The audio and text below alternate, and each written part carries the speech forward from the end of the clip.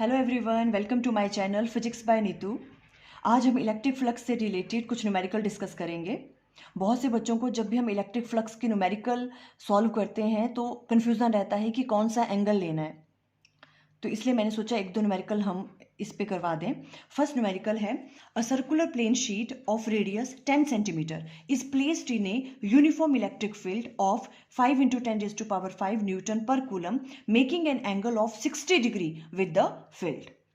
देखो क्वेश्चन में क्या आपको गिवन है, एक सर्कुलर प्लेन शीट गिवन है जिसका रेडियस आपको गिवन है और वो सर्कुलर प्लेन शीट किस में प्लेस की हुई है, यूनिफॉर्म इलेक्ट्रिक फील्ड में, और उस इलेक्ट्रिक फील्ड की वैल्यू भी आपको गिवन है। और ये कह रही हैं कि जो आपके पास सर्कुलर प्लेन शीट है वो इलेक्ट्रिक फील्ड के साथ 60 डिग्री का एंगल बना रही है। Calculate electric flux through the sheet. अब हमें बताना है इलेक्ट्रिक फ्लक्स कितना उस शीट के थ्रू जो है वो पास कर रहा है। देखो तो सबसे पहले हमें गिवन क्या क्या है हम वो राइट डाउन कर लेते हैं।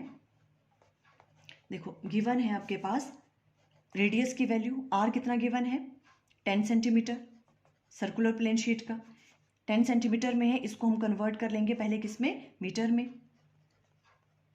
ये आ जाएगा आपके पास 0.1 मीटर, ठीक है। और आपको गिवन है इलेक्ट्रिक फील्ड की वैल्यू गिवन है, इलेक्ट्रिक फील्ड है 5 × 10⁵ न्यूटन पर कूलम, ये इलेक्ट्रिक फील्ड की वैल्यू गिवन है। ओके अब देखो हमें इलेक्ट्रिक फ्लक्स की वैल्यू फाइंड आउट करनी है। हमें किसकी वैल्यू फाइंड आउट करनी है, इलेक्ट्रिक फ्लक्स की। और इलेक्ट्रिक फ्लक्स होता क्या है, ई डॉट डी एस, या तो आप राइट डाउन कर सकते हो ई एस कॉस थीटा। इस तरह से फाइंड आउट करते हैं हम इलेक्ट्रिक फ्लक्स की वैल्यू, है ना, where E is electric field and S क्या होता है, एरिया, एंड कॉस थीटा, ये थीटा कौन सा एंगल है, ये वाली चीज कंफ्यूज करती है बच्चों को। थीटा कौन सा है, theta is the angle between electric field and area vector. जो भी आपके पास सरफेस है उसका एरिया वेक्टर जो है उसके और इलेक्ट्रिक फील्ड के बीच में क्या एंगल है, वो वाला एंगल होता है ये थीटा। यहां राइट डाउन ही कर लो, where theta is the angle between area vector and electric field, electric field. अब देखो इस वाले क्वेश्चन में ये क्या कह रहे हैं कि जो सर्कुलर प्लेन शीट है वो इलेक्ट्रिक फील्ड के साथ कितना एंगल बना रही है, 60 डिग्री का एंगल। तो बहुत से बच्चे क्या करते हैं, इस 60 डिग्री को ही थीटा मान लेते हैं, बट ये तो थीटा नहीं है। क्यों, बिकॉज थीटा ये वाला कौन सा एंगल गिवन है आपको, जो सर्कुलर प्लेन शीट बना रही है इलेक्ट्रिक फील्ड के साथ। पर हमें तो कौन सा एंगल चाहिए होता है, जो सर्कुलर प्लेन शीट है जो उसका एरिया वेक्टर है, जो एरिया वेक्टर बनाता है किसके साथ, इलेक्ट्रिक फील्ड के साथ, वो वाला एंगल यूज करते हैं हम यहां पे, ठीक है। और एरिया वेक्टर किस तरह से फाइंड आउट करते हैं हम, area vector is always normal to that particular surface, जो भी आपके पास सरफेस दे रखा है ना, वो क्या होता है उसके परपेंडिकुलर नॉर्मल होता है हमेशा। वो जो नॉर्मल है इस सर्कुलर प्लेन शीट के नॉर्मल जो आपके पास है वो कितना एंगल बना रहा है किसके साथ, इलेक्ट्रिक फील्ड के साथ, वो वाला एंगल हम यहां पे राइट डाउन करते हैं, है ना। तो अब इस वाले केस में थीटा की वैल्यू 60 डिग्री नहीं होगी, यहां पे क्या होगी, 90 - 60 मींस 30 डिग्री, वो आप यहां पे क्या यूज करोगे। क्लियर, आप अंडरस्टैंड कर रहे हो। देखो अगर तो क्वेश्चन में इस तरह से होता कि जो आपके पास normal to circular plane sheet है, normal to circular plane sheet, या आप बोल सकते हो कि area vector of a plane sheet, वो बना रहा है किसके साथ, इलेक्ट्रिक फील्ड के साथ एंगल, और वो अगर आपको गिवन होता 60 तो हमने 60 डिग्री यूज करना था। बट ये क्या कह रहे हैं, 60 डिग्री कौन सा एंगल है, जो सर्कुलर प्लेन शीट बना रही है किसके साथ, इलेक्ट्रिक फील्ड के साथ। तो हमें वो वाला एंगल तो नहीं चाहिए होता है, हमें तो चाहिए होता है कौन सा, जो भी क्या है उसका एरिया वेक्टर जो है वो किसके साथ बनाए, इलेक्ट्रिक फील्ड के साथ। और जो एरिया वेक्टर है, जो सर्कुलर प्लेन शीट है, जो उसका एरिया वेक्टर होगा वो क्या होगा, हमेशा परपेंडिकुलर होता है उस सर्कुलर प्लेन शीट के, वो बनाएगा किसके साथ, इलेक्ट्रिक फील्ड के साथ, वो वाला एंगल हमें चाहिए। क्लियर, तो हम यहाँ पे राइट डाउन करेंगे, देखो ये चीज हम राइट डाउन करेंगे, as the angle between the plane sheet and the electric field is 60 degree. ये आपको गिवन है, angle between plane sheet and electric field. पर हमें तो कौन सा चाहिए होता है, perpendicular to that plane sheet, जो उसका एरिया वेक्टर है, ठीक है, normal to plane sheet and electric field. Angle made by normal to the plane sheet and electric field is, वो वाली वैल्यू होती है थीटा की, हमें वो वाई फाइंड आउट करनी है, तो थीटा इक्वल टू किसके बराबर हो जाएगा, 90 डिग्री माइनस 60 डिग्री। तो हम कौन सा एंगल लेंगे यहाँ पे, 30 डिग्री, ये लेंगे फॉर्मूला में, ठीक है। बस यही वाली चीज समझाने वाली थी। आप इसको इस तरह से भी समझ सकते हो, देखो मान लो ये आपके पास एक सर्कुलर प्लेन शीट है, क्लियर, ये मान लो आपके पास ये है इलेक्ट्रिक फील्ड, क्लियर, ये वाली इलेक्ट्रिक फील्ड इस डायरेक्शन में लग रही है, प्लेन शीट के साथ इसके साथ एंगल बना रहा है, ये कौन सा, ये है 60 डिग्री का एंगल, ये वाला, ठीक है। बट हमें कौन सा एंगल चाहिए होता है, जो इलेक्ट्रिक फील्ड बना रही है किसके साथ, normal to this plane sheet, है ना, वही होता है एरिया वेक्टर। तो देखो इसका एरिया वेक्टर कहाँ निकलेगा, हमेशा किसके होता है, वो सरफेस के परपेंडिकुलर होता है, इस तरह से, ये मान लो ये वाला, है ना, इसके और इसके बीच में चाहिए हमें तो एंगल इलेक्ट्रिक फील्ड और एरिया वेक्टर के, जो भी normal to that plane sheet है। तो ये कैसे निकलेगा, देखो ये इस प्लेन शीट के ये नॉर्मल है, तो मीन्स ये वाला और ये वाला 90 डिग्री का एंगल है ना, हमें तो ये वाला एंगल चाहिए, इलेक्ट्रिक फील्ड जो नॉर्मल के साथ बना रहा है, तो ये वाला एंगल कौन सा हो गया, ये वाला एंगल, ये कौन सा हो गया, 90 पूरा का पूरा है, 90 माइनस 60, और ये बच गया आपके पास 30 डिग्री, ये हम यूज करेंगे फॉर्मूला में, क्लियर। आगे तो फिर इजी है, अब हमें फॉर्मूला में डालना है, देखो फाई ई किसके बराबर आ जाएगा आपके पास, जो आपके पास electric field multiply by area क्या होगा, pi are square, circular plane sheet है, कॉस ऑफ थीटा, तो कॉस थीटा की वैल्यू कितनी आ जाएगी, राइट डाउन ही कर लो, कॉस थीटा, थीटा कितना है आपके पास 30 डिग्री, ठीक है, सारी वैल्यूज उसमें पुट कर दो, phi E equal to electric field की वैल्यू कितनी है 5 इंटू 10⁵ मल्टीप्लाई बाय 3.14, पाई की वैल्यू आ गई, आर रेडियस कितना आपके पास 0.1 multiply by 0.1 pi are square, और मल्टीप्लाई बाय कॉस 30 इज √3/2, ये वाली चीज आप कैलकुलेट कर सकते हो, ठीक है, और ये वाली वैल्यू किसकी आ जाएगी कैलकुलेट करके, इलेक्ट्रिक फ्लक्स की, क्लियर। बस यही चीज आपको अंडरस्टैंड करवानी थी कि थीटा अगर आपको गिवन है कि normal to that plane sheet और इलेक्ट्रिक फील्ड के बीच का एंगल गिवन है, या आप कह सकते हो एरिया वेक्टर या इलेक्ट्रिक फील्ड के बीच का एंगल गिवन है, तो आप वही वाला एंगल यूज करोगे। बट अगर जैसे यहाँ पे था सर्कुलर प्लेन शीट बना रही है इलेक्ट्रिक फील्ड के साथ 60 डिग्री का, तो हम कैसे निकालेंगे उसको 90 माइनस दैट एंगल, और वो हो जाएगा 30 डिग्री, इस तरह से कर सकते हो, ठीक है। अब देखो नेक्स्ट न्यूमेरिकल ले लेते हैं फटाफट।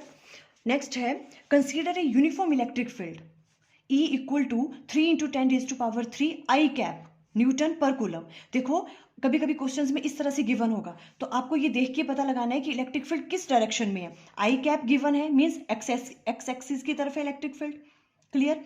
Calculate the flux of this field through a square of side 10 centimetre, हमें एक स्क्वायर गिवन है जिसकी साइड कितनी है 10 सेंटीमीटर, उसके थ्रू हमें इलेक्ट्रिक फ्लक्स की वैल्यू फाइंड आउट करनी है, इलेक्ट्रिक फील्ड की वैल्यू आपको गिवन है, यहां से आप एरिया भी निकाल दोगे उसका, 10 सेंटीमीटर साइड आपको गिवन है, ठीक है, ओके। व्हेन अब हमें क्या देखना है, एंगल देखना है, because theta is the angle between area vector and electric field, और नॉर्मल टू दैट सरफेस किसके साथ, इलेक्ट्रिक फील्ड के साथ जो बनाता है। बस ये चीज आपको सोचने वाली है इसमें। फर्स्ट आप ये पूछ रहे हैं कब, when it's plane is parallel to Y Z plane, जब आपके पास वो जो आपको स्क्वायर गिवन है वो प्लेन के वो किस प्लेन में लाई कर रहा है, वाई जेड प्लेन में लाई कर रहा है, तो बताओ कि कितना इलेक्ट्रिक फ्लक्स वहां से पास होगा, ठीक है। तो देखो अब अगर आपको गिवन क्या है, देखो यहीं से आपको अंडरस्टैंड करना है कि जो आपके पास स्क्वायर है वो किस में लाई कर रहा है, वाई जेड प्लेन में लाई कर रहा है वो, ठीक है, वाई जेड प्लेन में लाई कर रहा है, और हमें कौन सा एंगल चाहिए होता है, नॉर्मल टू दैट प्लेन। अब वाई जेड में वो लाई कर रहा है, तो वाई जेड के नॉर्मल कौन सा होगा, एक्स एक्सिस के अलोंग, बिकॉज देखो एक्स वाई जेड ये तीनों एक्सिस क्या होती हैं, mutually perpendicular to each other, ठीक है। अब हमें क्या निकालना है, हमें normal to that particular plane निकालना है, और वो किस प्लेन में लाई कर रहा है, वाई जेड प्लेन में लाई कर रहा है, जो आपके पास स्क्वायर है वाई जेड प्लेन में लाई कर रहा है, उसके नॉर्मल हमें देखना है ना। तो इस वाई जेड प्लेन के नॉर्मल कौन सा होगा, एक्स एक्सिस, जो एक्स एक्सिस है वो वाई जेड दोनों की नॉर्मल होती है ना। तो जो आपके पास एरिया वेक्टर है normal to this Y Z plane जो है वो किस डायरेक्शन में होगा, एक्स एक्सिस की तरफ, ठीक है, तो ये वाला एंगल एक्स एक्सिस की तरफ है और इलेक्ट्रिक फील्ड भी कहाँ लाई कर रही है, एक्स एक्सिस की तरफ ही है। तो angle between normal to the plane and electric field के बीच में क्या आ गया, 0 degree, because normal to this, जो आपके पास नॉर्मल टू दिस प्लेन है, ये किस डायरेक्शन में लाई कर रहा है, एक्स एक्सिस में, और इलेक्ट्रिक फील्ड भी एक्स एक्सिस में है, तो दोनों के बीच का एंगल क्या हो गया, सेम डायरेक्शन में लाई कर रहे हैं, तो 0 डिग्री। बस यही पता करना था हमें कि एंगल क्या है इसमें, 0। देखो इलेक्ट्रिक फील्ड आपको गिवन है, अब तो ईजी है, सिंपल हमें एंगल की वैल्यू फाइंड आउट करनी होती है। 3 × 10⁻³ आई कैप, आपको ये गिवन है, ठीक है, न्यूटन पर कूलम। और साइड ऑफ स्क्वायर आपको गिवन है, साइड ऑफ स्क्वायर आपको गिवन है 10 सेंटीमीटर। अगेन इसको कन्वर्ट कर लो, ये आ जाएगा आपके पास 0.1 मीटर के बराबर, ठीक है। अब देखो हमें क्या कह रहे हैं, हम राइट डाउन कर सकते हैं यहाँ पे, normal to the area points in the direction of electric field.